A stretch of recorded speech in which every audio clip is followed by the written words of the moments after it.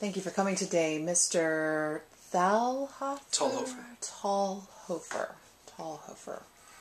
All right. Well, Mr. Thalhofer, there are many candidates for this position. Why should we hire you?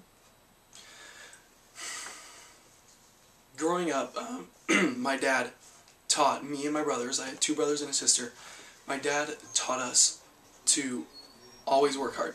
And he defined that himself. He's been a police officer for 25 years now in King County, and he always works hard at his job. Almost every day of the week, at least 5-6 days a week, he's working. He's always trying to help people, and so he's taught us the same thing. He's tried to tell us how to work with people, how to help people, and in doing that, to be the best at what we're doing. He's actually put us through a lot. We did a lot of training in many areas, very physical training year after year. We would, every summer, we would do a actual SEAL workout that was recommended for people who wanted to be SEALs. We did that every summer, ended up with hundreds of push-ups, sit-ups a day, and 5-mile runs. So he would push us really hard for growing up my whole life, waking up at 6 in the morning when I was 8 years old, and milking the goats and doing runs. And so he's pushed us, and I've gotten used to this, and it's something that I haven't wanted to slow down. Since graduating college at the age of 20, I've gotten 2 jobs, and I'm trying to push through, get through this application process, wanting to be hired with the Seattle Fire Department, because I believe it's not only the best job, but the best environment, the best community that's out there. And I've been taught by my family growing up all these years, and I've been trying to hang around people and go to a university where they would teach ethics and how to push through, do your best in life. So it's something that I've learned my whole life to try my hardest to be prepared. I think I'm physically fit for the job, mentally from all my experiences, fishing up in the Bering Sea, going to Israel, Mexico, living in Canada for a year. Have really taught me how to deal with people in very unique and different situations, which I think would make me a great candidate for the job. This job is stressful. What would you do, and how have you prepared? What would you do in a stressful situation? How have you prepared for these stressful events? In a stressful situation, I think the best thing to do is, first off, remain calm. If everyone else is losing their head, running around like a chicken with its head cut off, the last thing you can do to help that situation is do the same. The first thing you can do to help that situation is remain calm. If you remain calm, you maintain your judgment, your ability to analyze the situation and to deal with it in emergency and situations. In 2009, I decided to get a job up in Alaska on a fishing boat. And it turned out to be a crazy idea. It was worth the experience. I spent 2 months on a ship called the Sea Freeze in the Bering Sea. And it was 16 to 16 and a half hours a day, 7 days a week for 2 months. We got an hour's break within 16 hours, and 8 of those hours were spent in 5 below 0 in the freezer hold, stacking 50 pounds of frozen fish. And the hardest thing about that was the mental situation, was dealing with this routine day after day, living, eating, sleeping, working, all within 50 feet of each other, tossing and turning as the boat would go over the waves, throwing up. It was a very difficult situation. But the thing I most learned from that is how far I could go. Not my limit, I didn't reach my limit, I never broke, but I saw how far I could go mentally and how much I could hold. So if I can do that for 16 hours a day, almost never getting sleep, 5 hours a day, being freezing, my nose hairs frozen, to stinky, smelly fish and people yelling at you for 16 hours a day, I fully believe I can do a job where not only are people coming up to me, yelling at me, wanting me to save their child, to do this and this for them, people telling me what I need to do, that I can not only sustain under those situations, but that I will excel above and beyond the expectations of others. Well, if you can remain calm, how do you handle somebody else who is unable to remain calm? As I said, the first thing is to remain calm. So that involves you. You can't make them calm, especially in an emergency situation. But what you can do to affect their attitude is comfort them in what they are. Tell them you can help them. Sometimes in situations, honestly, you won't be able to help them at that situation. You're gonna have to say, I need to do something else right now, in which you promise you'll come back to them. You say, I'll help you later, and then you have to do a follow-up. So a follow-up would be really important with those people. If you're not able to do it take care of them at that moment. If you are, then you remain calm, you listen to what they have to say, and you take action. Sometimes that action would be referring them up the chain of command. Maybe that is something I personally can't deal with, so I will say, I will show you the person who can deal with you. How can you help your fellow firefighters succeed? I think the biggest, a big thing in helping them succeed is, like in that past situation, is in some situations just being calm, keeping a level head and being able to look out for what they need. But the biggest thing I think any firefighter can do to help his other firefighters is do his job, is be 100% dependable for 100% of the time. To always do his job, says what he's going to do, be loyal and honest, do what he says, and above and beyond that, reach out and help them if they struggle. So that's something that the firefighter owes to his teammates, is not only to do his best, but to look out for their best to help them through. So being able to work hard, maintain under situations. I remember in football, did football in high school, and there were very tense situations where people would be yelling, not necessarily mad at each other, but something has to get done, and just buckling down, making sure I always did my position, that as the running back I was doing my job, and that above and beyond that I was doing everything perfectly, making the handoff so they could do their job well too. Obviously this isn't a game of football, it involves lives and injuries, and so it's even more important to do the best that you can and meet those expectations. Okay.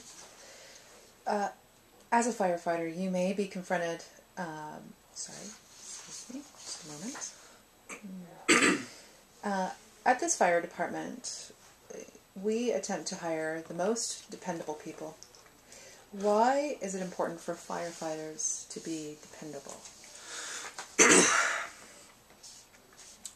In taking the job as a firefighter for any department, they are signing up to the risks, the hazards, the dangers, and the expectations of that job, which are many.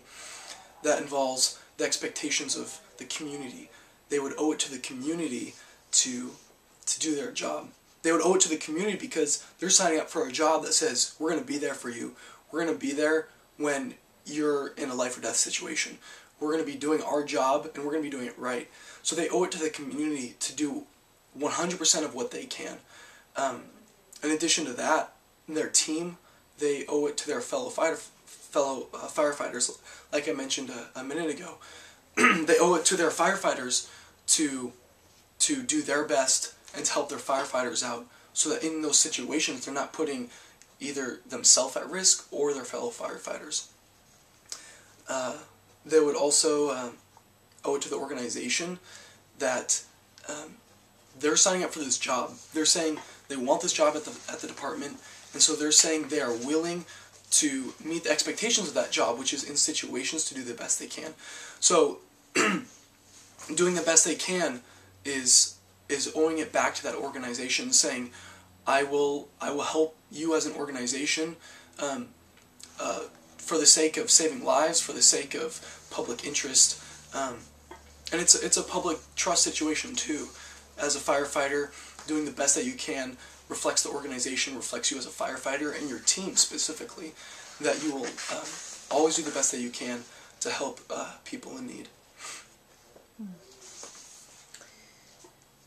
So the position of a firefighter brings with it a lot of mental, physical, and emotional challenges.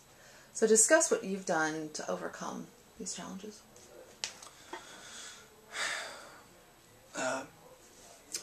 Mental in 2009 again, up on the Bering Sea, I didn't reach my limit. I thought I might. There was one moment, we had a 15-minute break. I came up from the freezer hold.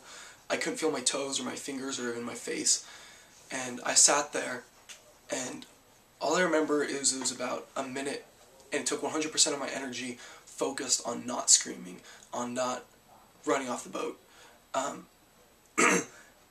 But the thing that kept me, pushing me through, is promising myself one more second, one more minute, one more hour, one more day, that I would make it through, which I did a month later.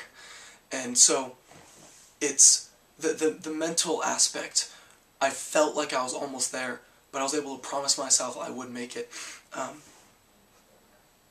Physical,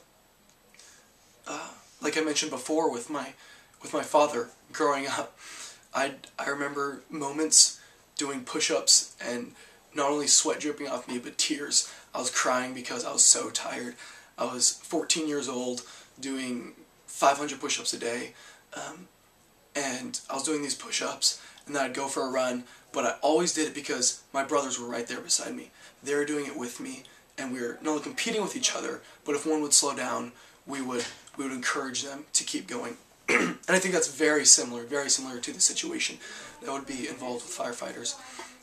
Encouraging one another when you might not be able to make it, running up that extra flight of stairs with those extra 50 pounds of hose. And that was, for many years, that was the situation. Year after year, these physical strains that I went through with my brothers and my family. And the emotional. In 2006, I rode my bicycle across America with my brother. It was 6 weeks, a month and a half. We went from Washington across the northern part of America to Maine, and it was very emotional. Every day was different. Every half of a day was different. We'd be joking, laughing one minute. The next minute, I would just be pushing through, going up 7 mountain passes in 2 days, trying to hold it together, going to sleep at night, just wanting that day to be over and not excited about the next day. But day after day, again, the reason I made it through was realizing the great things we were seeing, how much fun it could be in certain situations, but also it was worth doing that experience with my brother. So in every single one of these situations, from the Bering Sea to year after year working out to emotional situations on this bicycle ride, I always was able to make it through because I always knew I could make it one more minute. And after that minute, I had made it and I knew I could do it again. So I was pushing through, preparing myself for what would be coming up, and always giving myself the opportunity to keep going instead of giving up.